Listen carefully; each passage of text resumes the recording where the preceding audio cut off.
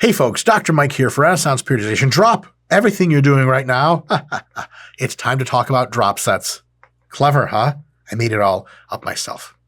Drop sets. Where do they belong in a program? What are they? Why would we use them? Why would we not use them? Let's get into it. So drop sets, you usually do an exercise, usually for like 10 to 20 reps. However close to failure you want to get. Resting, no time at all, you immediately decrease the load by something like between 10 and 30%.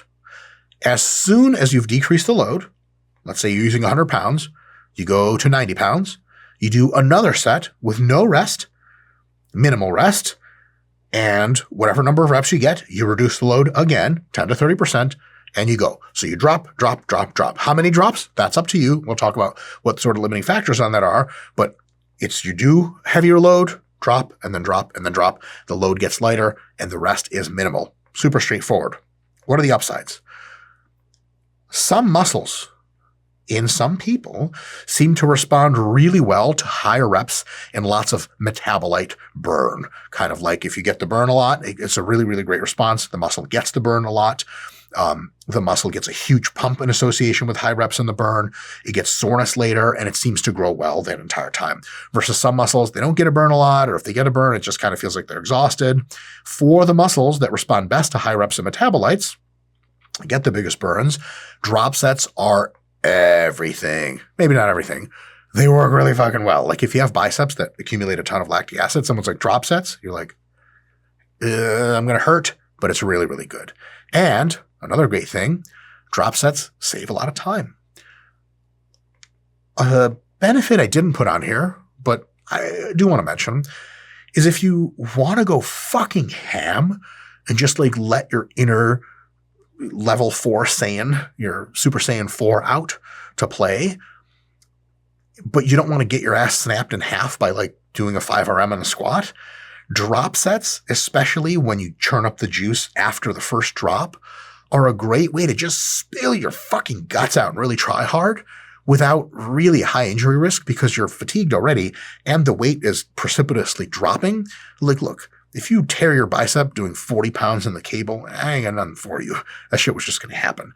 But it's a great way that if you really want to work, if your muscles are really responsive to metabolites and a ton of the burn, and if you really want to just like emotionally let the fucking demons go, drop sets are a great place for them to do. People say like, oh man, I need fucking amped up for this heavy ass weight. That's nice. Get amped up for a drop set of leg press. And all of a sudden half the guys talking, they're like, maybe that's not for me. Yeah, no shit, because it's fucking hard. So downsides. Because unfortunately, drop sets are not for all occasions.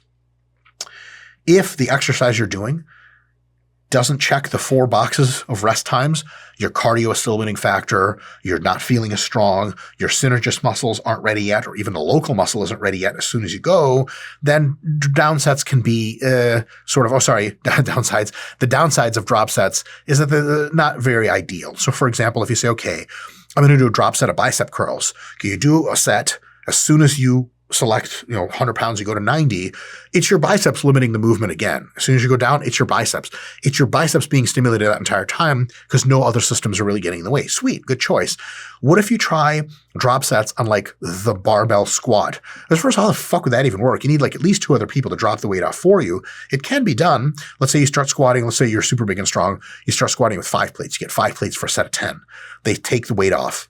Then the instruction is to go as soon as possible. So like, okay, you rack the weight, they take it off. You don't even move from the rack. You just stand there. Remember, you just did a pretty close to maximal set. You can barely fucking stand. Now you're going to squat 4 plates for, like 2 reps? And then you rack it, and instead of squatting 3 plates, you collapse and start vomiting blood. It's just not going to work. So drop sets are almost always ideal for smaller muscle groups, more isolated muscle groups, and that way the muscle group can be the limiting factor instead of the rest of your system. Second way that these maybe are not ideal for all circumstances is if you do them on free weights, you can do them. Like you can run the rack, lateral raises 20s, lateral raise of 15s, lateral raise of 10s. That works if you have your own gym or if you're there at off hours. If it's a busy commercial gym, like grandma's picking up the 15s, you're not just like, hey, grandma, fuck out of my face, I'm still using these. Like, it's kind of fucking rude. A lot of guys who do a lot of drop sets with free weights, get in the way of everyone a lot. And if you do it with a barbell, that's even kind of worse. Like you bother other people less, but what the fuck do you like upright row, 65 pounds, put it down, take the clips off, take 5 off, now it's 60, put the clips back on, and then go, well, gee whiz, that whole thing took you 45 seconds. That's not really a drop set anymore. That's just more like a down set with an appropriate amount of rest. It's not checking the boxes that we want. What you might want to do better for those situations is like something like Maya reps. You do 65 for upright rows, you rest 3 to 5 seconds, you do 65 again, except the reps drop. Drop sets are almost exactly like Maya reps, except instead of waiting 3 to 5 seconds, you wait close to 0 seconds, you just reduce the load. If load reduction is a difficult thing to do, pretty much that means drop sets aren't going to happen, at least efficiently, at least effectively. What is the ideal thing to use drop sets on? Cable selectorized machines. If you can do this on a cable, hamstring curls, leg extensions, some lat pull downs, you can totally do this. Anytime it's just taking a pin and putting it back in is the thing, drop sets are at least potentially a good idea, unless they're limited by some other factors. Last critique and sort of thing to be wary of with drop sets is the question is like, how many drop sets do you do, and is there such a thing as too many? There's too many on 2 grounds. One, you could just be doing so much volume that it turns into junk volume. Like maybe it just turns into too much. Like if you do 10 drop sets for bicep curls, you train your biceps so hard, they're not going to be healed for the next session. It's fucking stupid. You can really get carried away because like there's never a time when you just stop. You can just keep making the weight lighter. Another big problem, a lot of people will stop way before that because it's fucking hard. Another problem is if you go light enough, the fraction of faster twitch fibers that actually get hypertrophy almost at all involved becomes so low because they're so fatigued now and the weight is so light, they just don't turn on. So the first couple sets, you're tired, like it really slows down and you feel your muscles contracting. That's if you're doing 70, 60 or 50 on the curl.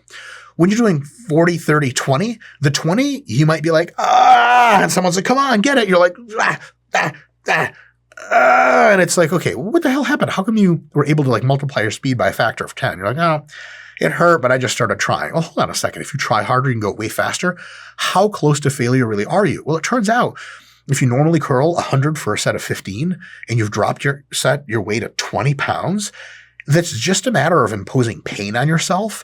Your muscles aren't anywhere close to their maximum ability to contract. So our rule of thumb here is where you start the drop set from.